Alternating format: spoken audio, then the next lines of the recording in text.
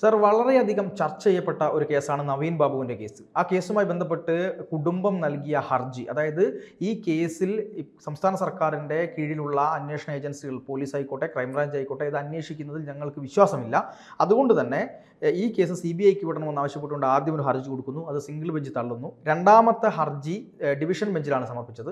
ആ ഡിവിഷൻ ബെഞ്ചും ഈ ഒരു ഹർജി തള്ളുന്ന ഒരു സാഹചര്യം ഉണ്ടായി. ഇന്ന് കുടുംബം പ്രതികരിച്ചത് തങ്ങൾക്ക് വളരെ ദുഃഖമുണ്ട് എന്ന രീതിയിലാണ് കുടുംബം പ്രതികരിച്ചത്.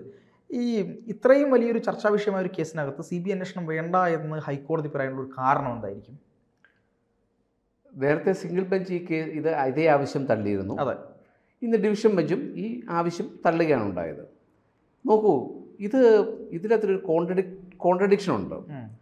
ആദ്യം ഈ കേസിനകത്തിൽ ആത്മഹത്യാ പ്രേരണയ്ക്ക് കണ്ണൂർ ജില്ലാ പഞ്ചായത്ത് പ്രസിഡന്റായിരുന്ന PP ദിവ്യക്കെതിരെ കേസെടുത്തു സർക്കാർ. PP ദിവ്യയെ അറസ്റ്റ് ചെയ്തു. PP ദിവ്യ ജയിലിൽ കഴിഞ്ഞു. അതിനുശേഷം PP ദിവ്യയുടെ പേരിൽ PP ദിവ്യ പ്രതിയായി നിലനിൽക്കുന്ന സാഹചര്യത്തിലാണ് ആത്മഹത്യാ പ്രേരണയല്ല ഈ ഇതിനകത്തുള്ളത്, കൊലപാതകത്തിൻ്റെ സാധ്യതകൾ ചൂണ്ടിക്കാണിച്ചുകൊണ്ടാണ് ഈ ADMൻ്റെ കുടുംബം ബഹുമാനപ്പെട്ട കേരള ഹൈക്കോടതിയെ സമീപിക്കുന്നത്. സിംഗിൾ ബെഞ്ച് തള്ളി, ഇന്ന് ഡിവിഷൻ ബെഞ്ചും തള്ളി. ഒരു കേസിൽ ആത്മഹത്യാ പ്രേരണയും കൊലപാതകവും രണ്ടും കൂടി ഒരുമിച്ച് എങ്ങനെയാണ് നിൽക്കുന്നത്? അപ്പോൾ സ്വാഭാവികമായിട്ടും കോടതിയെ ഒരിക്കലും ഇക്കാര്യത്തിൽ കുറ്റം പറഞ്ഞിട്ട് കാര്യമില്ല. കാരണം കോടതി കേസ് ഡയറി പരിശോധിച്ച് കേസിൽ വാദിയുടെയും ഈ ആവലാതിക്കാരുടെ കുടുംബത്തിൻ്റെയും സർക്കാരിൻ്റെയും എല്ലാ ഭാഗം കേട്ടതിന് ശേഷമാണ് ഇത്തരത്തിലൊരു വിധി പുറപ്പെടുവിച്ചിട്ടുള്ളത്. പിന്നെ ഇന്ന് കുടുംബം പ്രതികരിച്ചത് ഇക്കാര്യത്തിൽ സുപ്രീം കോടതിയിൽ പോകുന്നതടക്കമുള്ള നിയമ നടപടികളെപ്പറ്റി ആലോചിക്കുമെന്നാണ് പറഞ്ഞത്.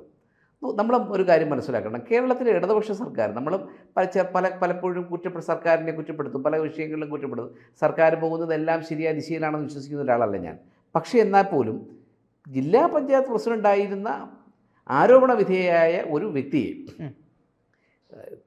കസ്റ്റഡിയിലെടുക്കുകയും ജയിൽവാസം അനുഭവിക്കുകയും ചെയ്ത കേസിലാണ് കുടുംബം ഇത്തരത്തിലുള്ളൊരു ആവശ്യവുമായി മുന്നോട്ട് പോകുന്നത്. നമ്മളന്ന് ABC മലയാളം അന്നൊരു ടോക്ക് നടത്തിയിരുന്നു.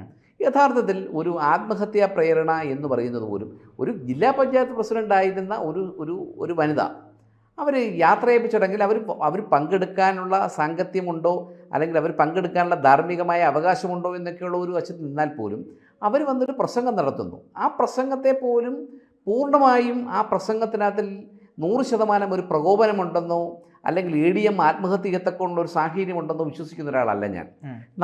അന്ന് തന്നെ ഈ വിഷയം ADMൻ്റെ മരണം ഉണ്ടായതിൻ്റെ അന്ന് രാവിലെ 10 മണിക്കെടുത്ത ടോക്കിൽ തന്നെ ഈ വിഷയം ഞാനടക്കം നമ്മൾ സംസാരിച്ചിരുന്നു ഈ വിഷയം.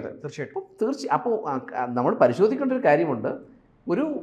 ശരി, അപ്പോൾ ആ കേസിനകത്തിൽ ആത്മഹത്യാ പ്രേരണയ്ക്ക് കേസെടുത്തു. ആ കേസെടുത്തതിനകത്ത് തന്നെ സത്യത്തിൽ ആത്മഹത്യാ പ്രേരണ പൂർണ്ണമായി നിലനിൽക്കുന്ന ഒരു കേസൊന്നുമല്ല. കാരണം ആ പ്രസംഗം പരിശോധിച്ചാൽ നമുക്കറിയാം. പിന്നെ CPMൻ്റെ ജില്ലാ പഞ്ചായത്ത് പ്രസിഡന്റ് ആയതുകൊണ്ടും PP ദിവ്യയെ പോലുള്ള ഇത്രയും വലിയ ഒരു പദവിയിലിരിക്കുന്ന ഒരാളായതുകൊണ്ടും മാത്രമാണ് ഈ കേസ് തന്നെ ഇത്രയും ചർച്ച ചെയ്യപ്പെട്ടത്.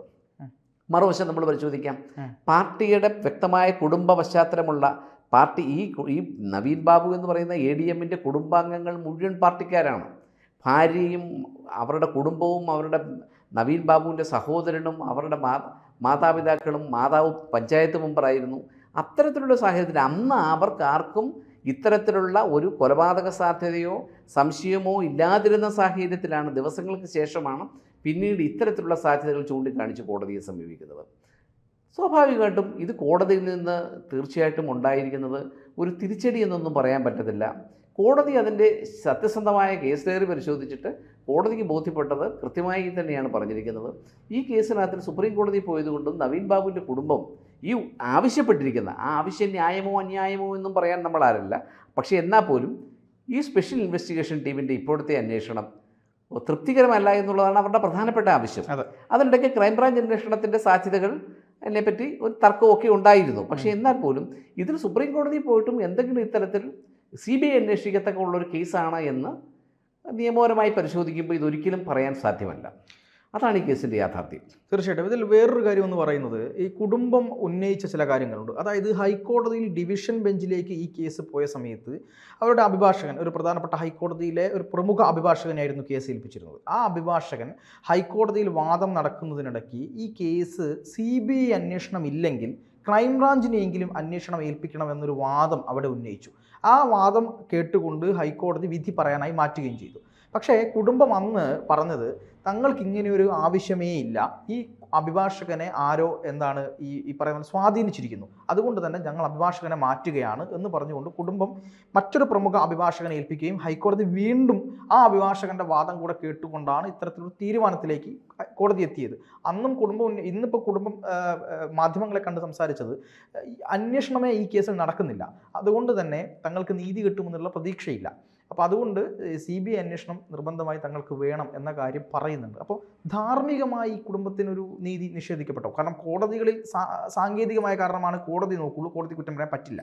പക്ഷെ ധാർമ്മികമായി നോക്കുമ്പോൾ ധാർമ്മികമായി നവീൻ ബാബുവിൻ്റെ കുടുംബത്തിന് നീതി നിഷേധിക്കപ്പെട്ടു എന്ന് പറയാൻ ഒരിക്കലും സാധ്യമല്ല.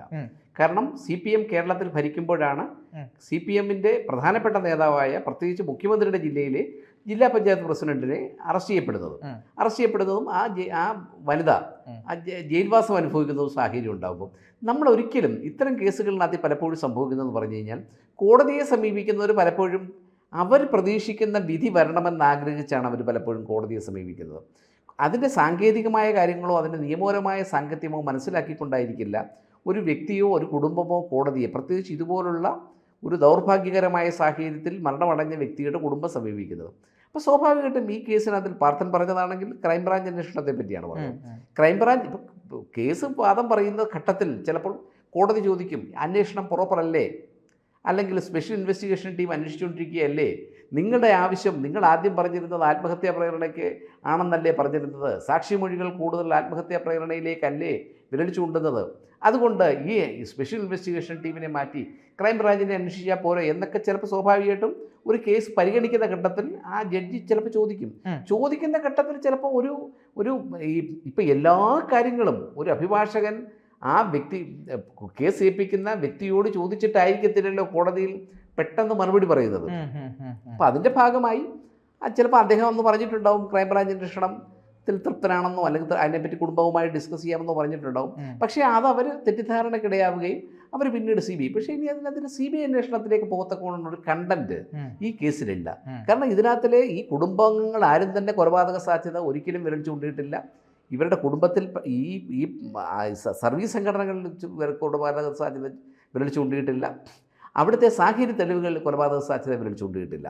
ഇതിൽ ആദ്യം മുതൽ തന്നെ ആത്മഹത്യ PP ദിവ്യയുടെ പ്രസംഗവും PP ദിവ്യയുടെ പ്രസംഗത്തിലെ മുനവെച്ച വർത്തമാനങ്ങളും അല്ലെങ്കിൽ അവരുടെ ആ പ്രസംഗത്തിൽ കൂടി ADMനുണ്ടായ ഒരു മാനസികമായ ഒരു സങ്കടവും അതാണ് ഈ കേസിൽ ADMൻ്റെ ആത്മഹത്യയിലേക്ക് വഴിവെച്ചത് എന്നുള്ള സംഗതി നിലനിൽക്കുകയിലെ ഇത്തരത്തിലുള്ള ഒരു ഹർജിയുമായി വീണ്ടും സുപ്രീം കോടതിയെ സമീപിക്കുന്നത് വഴി എന്തെങ്കിലും ഈ കുടുംബത്തിന് ഇതിനകത്തിൽ എന്തെങ്കിലും പ്രത്യേകിച്ച് ഗുണമുണ്ടാകുമെന്ന് ഒരിക്കലും ധരിക്കാൻ നമുക്ക് നിർവാഹമില്ല.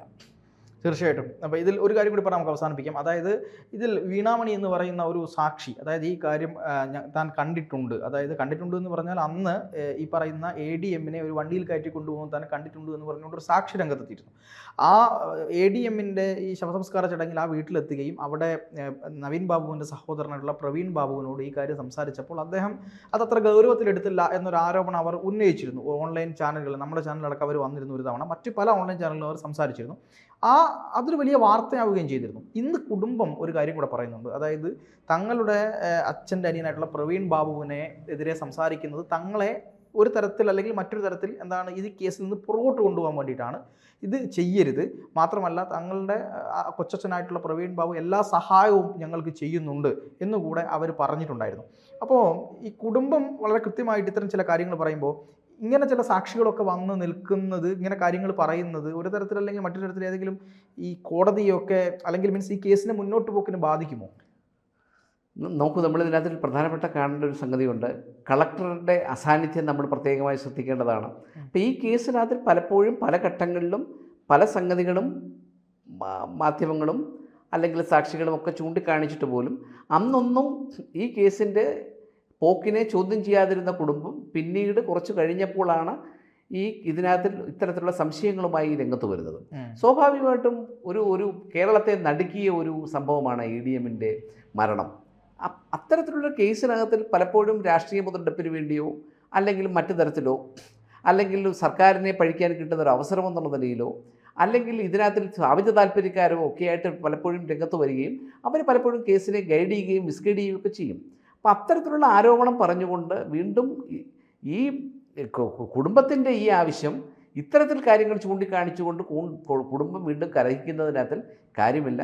ഇത് ഈ അന്വേഷണത്തിനകത്തിൽ ഈ ആത്മഹത്യാ പ്രേരണ കുറ്റത്തിനകത്തിൽ ആത്മഹത്യാ പ്രേരണയ്ക്ക് PPVക്കെതിരെ എടുത്ത കേസിനകത്തിൽ ആദ്യം അതിനെ ചലഞ്ച് ചെയ്യുകയാണ്. കാരണം ആത്മഹത്യാ പ്രേരണയും കൊലപാതകവും കൂടി രണ്ടും കൂടി ഒരിക്കലും ഉണ്ടാവില്ല. അപ്പോൾ സ്വാഭാവികമായിട്ടും ആത്മഹത്യാ പ്രേരണയ്ക്ക് കേസെടുത്തിട്ടുള്ളിടത്തോളം, ആ കേസിൽ പ്രതിയെ അറസ്റ്റ് ചെയ്യപ്പെട്ടിട്ടുള്ളിടത്തോളം, അതിൻ്റെ മറ്റ് തെളിവുകൾ ശേഖരിച്ചിട്ടുള്ളിടത്തോളം ഇതിനകത്തൊരു കൊലപാതക സാധ്യത ചൂണ്ടിക്കാണിച്ചുകൊണ്ടോ അല്ലെങ്കിൽ മറ്റ് സാധ്യതകൾ ചൂണ്ടിക്കാണിച്ചുകൊണ്ടോ സുപ്രീം കോടതിയിൽ പോയിട്ടും അതിനകത്ത് പ്രത്യേകിച്ച് എന്തെങ്കിലും ഗുണം ഉണ്ടാകുമെന്ന് കരുതാൻ ഒരിക്കലും നിർവാഹമില്ല.